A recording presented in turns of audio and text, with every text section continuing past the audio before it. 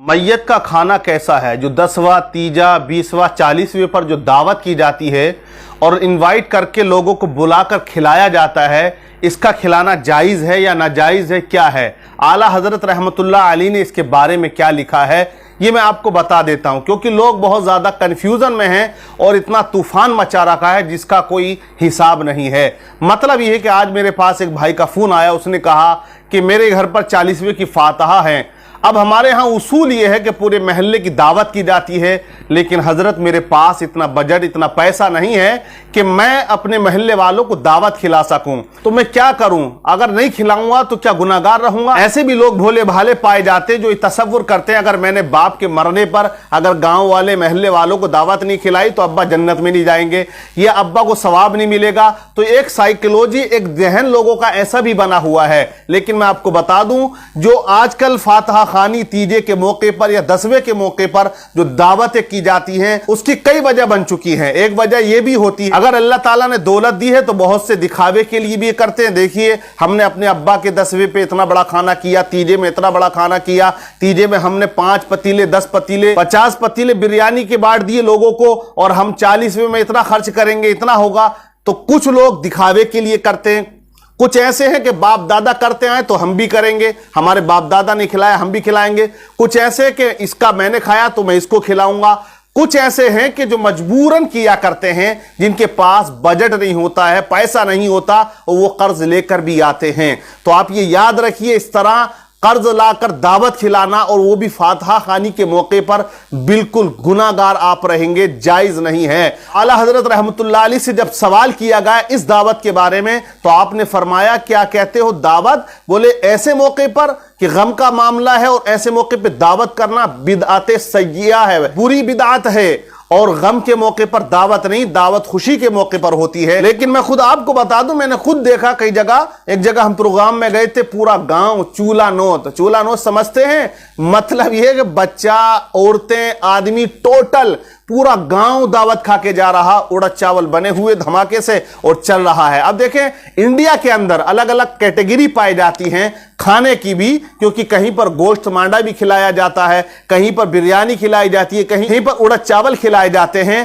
कहीं पर कुछ और, मतलब अलग अलग तरीके के खाने भी खिलाए जाते हैं। लेकिन ये दावत करके खिलाना, ये बिल्कुल गैर शरई चीज है। शरीयत इस बात की इजाजत नहीं देती है। लेकिन आजकल ये माहौल और एक रिवाज बनता चला जा रहा है और इसे लोग बहुत ज्यादा फरोग दे रहे हैं। और कुछ नौजवान तो ऐसे भी हैं जो मोहल्ले में चौराहे पे खड़े होकर कहते हैं कि बड़े अब्बा टपकेंगे तो चोखड़ात की बिरयानी नहीं छोड़नी है, बिरयानी जरूर खानी है। मतलब पहले ही से कसमें खा रखी है कि फला मरेगा, बिरयानी खाऊंगा, इसकी खाऊंगा, उसकी खाऊंगा। इस तरह से मजाक भी लोग किया करते हैं। तो ये बिल्कुल गलत है, ऐसा नहीं करना चाहिए। तीजे की बिरयानी वो लोग खाएं जो गरीब हैं, जो गुर्बत और कल्लास के मारे हुए हैं। आप सवाल करेंगे, हजरत आज तो कोई अपने आप को गरीब मानते ही नहीं है।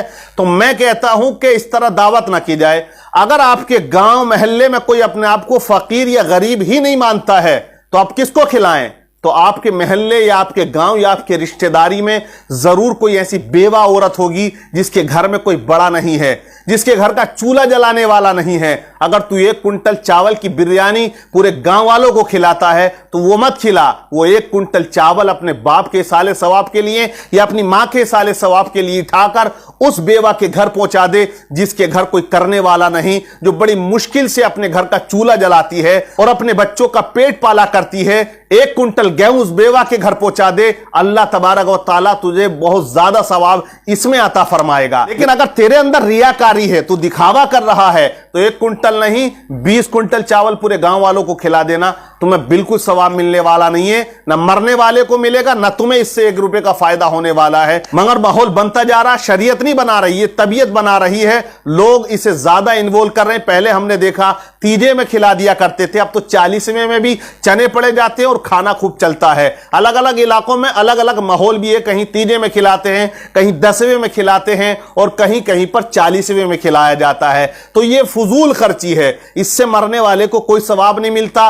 वो इंसान जो बिरयानी बड़ी मोहब्बत से खा रहा है, उससे कहो तो आप नमाज जनाजा पढ़ने को, जब नमाज जनाजा होती है तो 1 किलोमीटर दूर खड़ा हो जाता है और बिरयानी में बोटी ढूंढता है। एक साहब बता रहे थे कि दफन में से आ रहे थे तो एक बुढ़िया ट्राली में शिकायत कर रही थी कि मौत क्या हुई है कि बोटी तक हाथ ना आई। مطلب مرنے والا مر گیا، جان سے گیا، اور انہیں بوٹیوں کی پڑی ہوئی ہے، یہ ابھی تک گوشت ڈھونڈ رہے ہیں، تو یہ بالکل سراسر غلط ہے۔ فاتحہ خوانی کے موقع پر دعوت کر کے بلا کر کھلانا ناجائز بتایا ہے۔ اب گاؤں کے جو غنی پردھان ہیں وہ بھی سمجھائیں اس کو، اس سے کہیں کہ بھائی ہم تیرے یہاں آئیں گے ضرور فاتحہ خوانی میں، لیکن تو دعوت ہماری مت کر، یہ ہمارے لیے بہتر نہیں ہے۔ کیونکہ جو غنی لوگ ہیں، گاؤں کے امیر ہیں، مالدار ہیں، ان کو تو بچنا چاہیے، مگر ہوتا یہ ہے کہ وہی سب سے پہلے کرسی ڈال کے بیٹھے ہوئے ہوتے ہیں کہ بنوائیے کھانا، لیکن ایک ان کے آگے بھی ریزن ہوتا ہے، اگر وہ نہ جائیں تو وہ غریب برا مان رہا ہے کہ میرے گھر تو پردھان جی نہیں آئے یا چکھڑات نہیں ہے، جان چکر میں چاروں طرف سے۔ تو اس چیز کو سمجھنا ہوگا، غریب کو بھی امیر کو بھی۔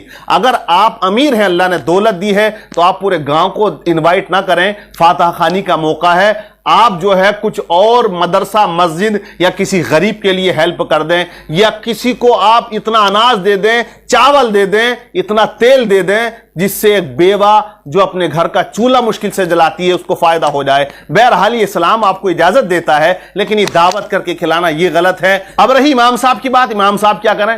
امام صاحب کو تو کھانا ہی ہے۔ اگر امام صاحب فاتحہ کا کھانا نہیں کھائیں تو وہ گھر والا یہ سمجھتا ہے میرے ابا جنت کے دروازے پر رک رہیں گے، جب تک امام کھانا نہیں کھائے گا جب تک ابا بھی جنت میں نہیں جائیں گے۔ تو اس لیے امام کو تو وہ فرض عین سمجھتے ہیں کھلانا، صرف فاتحہ خوانی کا کھانا کھلانا فرض سمجھتے ہیں، ولیمے کا یا شادیوں کا کھانا کھلانا واجب یا فرض نہیں سمجھتے۔